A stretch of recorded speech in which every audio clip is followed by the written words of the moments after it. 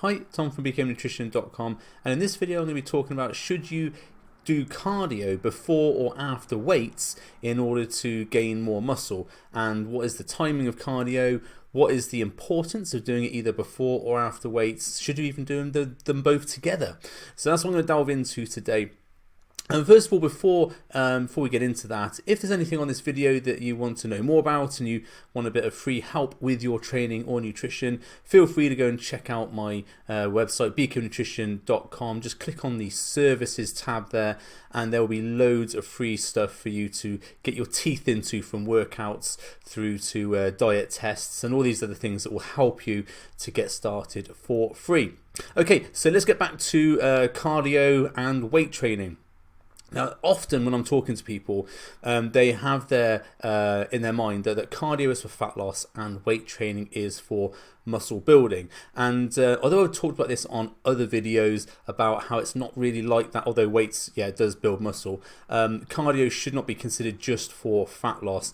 But when people do think this, what happens is when they say get ready for a summer holiday or any time that they're looking to lose weight, what they do is prioritize their cardio over their muscle building, their weight training workout. And often what I'll see people doing is they come into the gym, they do their cardio first, and then they do their weight training afterwards. Now, I will go out on a limb here and say that 99% of the time this is the wrong thing to do if your goal is for maximum muscle building as well as maximum fat loss. And the reason for that is down to something called signaling in the body.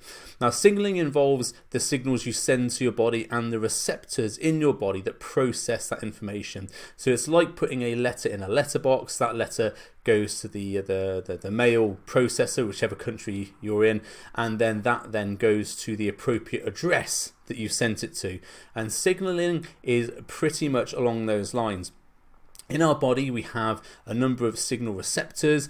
One of those receptors processes both the signals for cardiovascular work and also for muscle building work. Now, you might have heard people refer to something called AMPK, especially people who are talking about the benefits of fasting for prolonging life and that sort of thing. And then you might have heard people talking about mTOR, which is the big buzzword, or used to be the big buzzword, in muscle building circles and muscle building supplements. And a few years ago, a number of companies such as Muscle Tech and that were all about mTOR and maximizing mTOR. Now, what do these terms mean? Well, at a basic level, mTOR is a signal you send to your body when you are lifting muscles and you are lifting weights and you want to build muscle. And AMPK is the signal that you send to your body when you're trying to enhance your endurance exercise. They both have different obviously outcomes that you're intending to get from these, but here's the thing, they are both processed by the same receptor, and this is really important to understand, and you'll understand this in a second when I talk about the receptors and why you should be sending the proper signal first.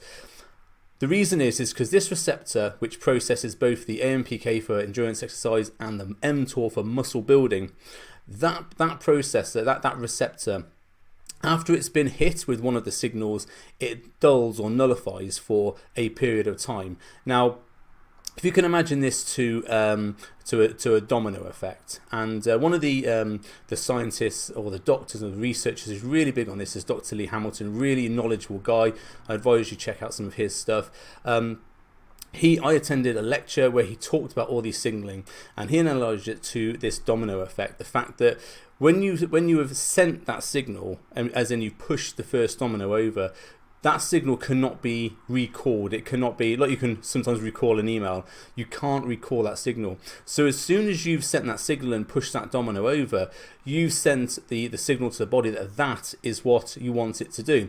So when we think about our muscle building goals, if we're looking to maximize muscle building as well as getting some fat loss at the same time, If we are sending a cardiovascular signal, like an endurance signal, and we push that domino over, we can't recall that by then doing weights afterwards.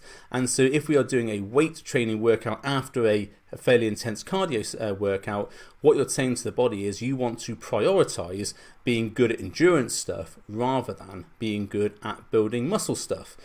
Now, while that's a very crude analogy, it is actually quite correct. And if you see people who do a lot of, say, endurance training first and then do muscle building afterwards, yeah, they're still going to build some muscle. It doesn't even negate the fact that you can build muscle, but the body will start getting adaptations for the cardiovascular, the endurance exercise, stronger signal than the muscle building. And especially when we're talking about fat loss in, say, for summer, for holidays, everything else, yes, okay, you might start sending more signals for endurance and those type of exercises, but fat loss is not based on signaling. Fat loss is based on a calorie deficit. You could do all the cardio in the world and all the HIIT training in the world. If you're still eating more calories than what you're expending, you're not going to be burning any fat. And that is the crucial point to remember here, is that people are, oh yeah, I really want to burn some fat, so I'll do my cardio first and that's going to ensure fat loss. It won't. All it will do is ensure that you send the signal to your body first that you favour endurance type training over muscle building type training. So actually what you're doing here, if your goal is to build as much muscle as possible and be as lean as possible, you're actually setting yourself up for a little bit of a buff, if you want to talk about in gamer terms, because I do a lot of gaming. A buff is where you, or negative buff is where you put a sort of a restraint on your character, on your abilities, so that you can't actually max out those things. And that's what doing cardio first is doing to your muscle gains, is putting a buff, a restraint on those muscle building gains, because you told the body, I want to be good at endurance training rather than prioritizing being good at building muscle. Now, of course, there are some people genetically who, whatever training they're going to do, they're going to excel at muscle building and all that sort of stuff. But what I'm talking about here is the vast majority of people who aren't in the higher genetic gene pool, who aren't in the extra 1% and just gain muscle by looking at weights. For most of us, it's a very difficult thing to build muscle and build muscle consistently.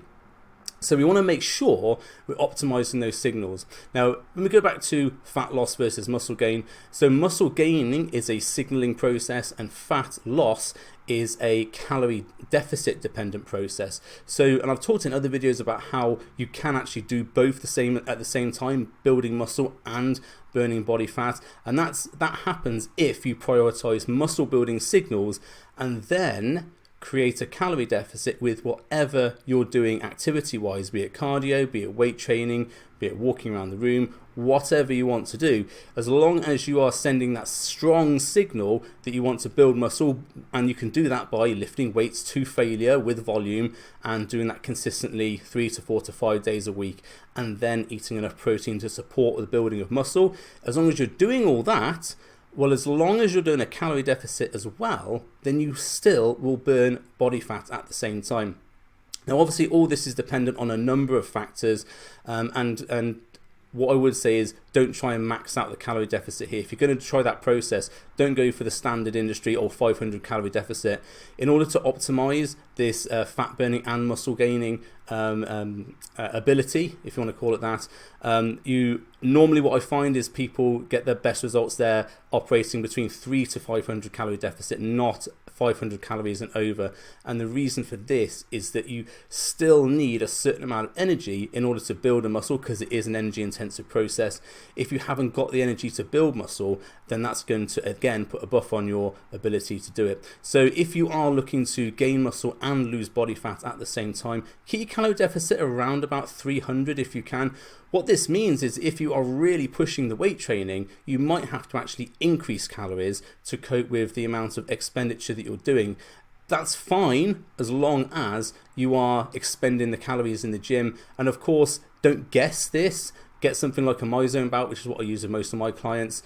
Don't use an Apple Watch or a Fitbit or something, because they will give you massively inaccurate results.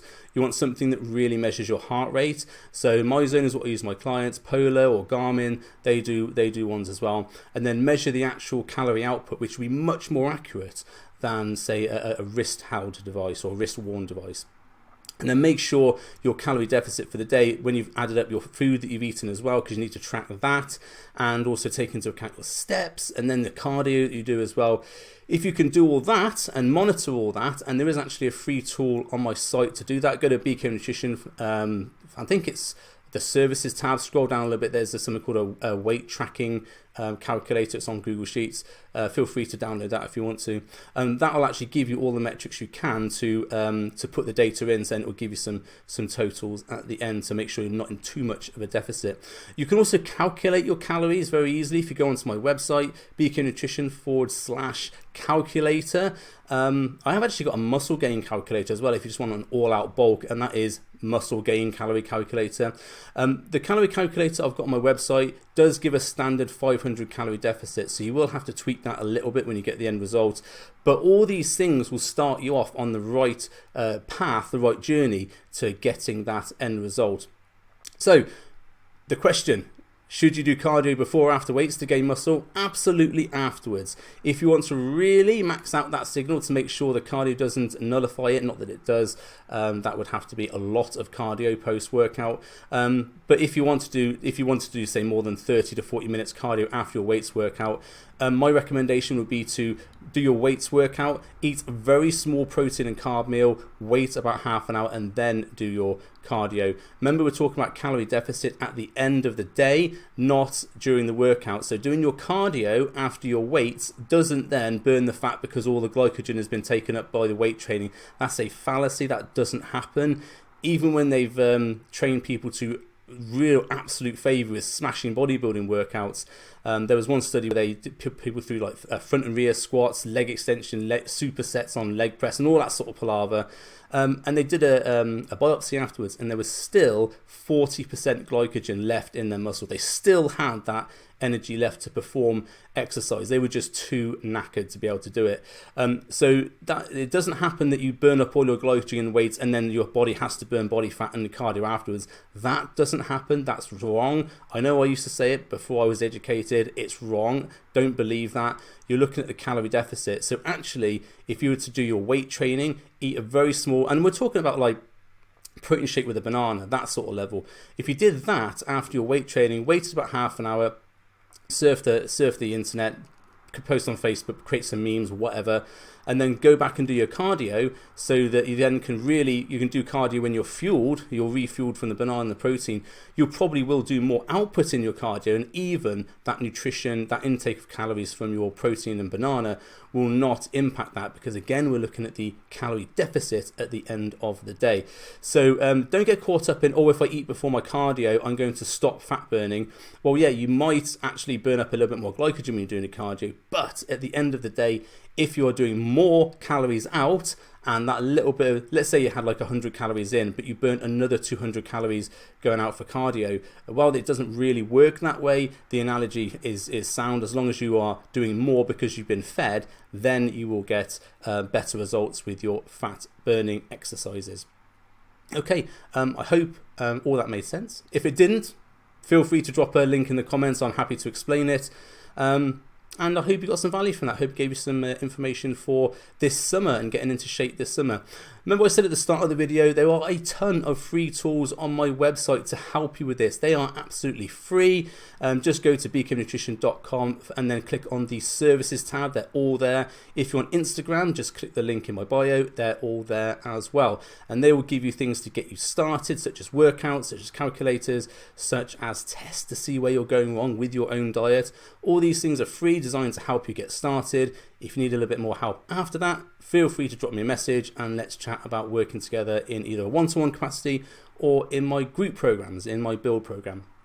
Okay, thanks for your time. Appreciate that as ever. If you could drop a like and maybe a subscribe if you're not subscribed, that'd be great. And feel free to drop a comment and I will reply back to those. I always reply to my comments. And thank you. See you next time.